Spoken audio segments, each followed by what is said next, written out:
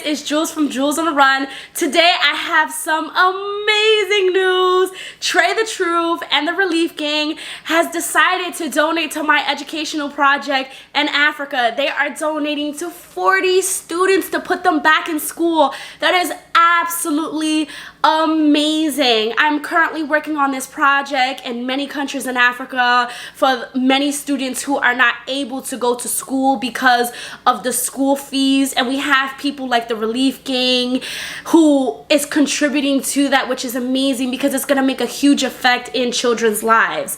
So if you guys don't know who the Relief Gang is, the Relief Gang is an organization by Trae The Truth who reaches out to people and helps people during crisis times. So I know right now they're working on with COVID-19, they're giving out masks and things like this, and it's just to be able to have someone like him so iconic to reach out to me is just amazing. I'm really excited about this journey. If you want to follow the Relief Gang, you can follow them on Instagram. If you want to follow me, you can follow me at Jules on the Run. If you want to check out my project and many projects that I'm working on, you can go on www.julesontheRun.net. I will see you guys later. Bye.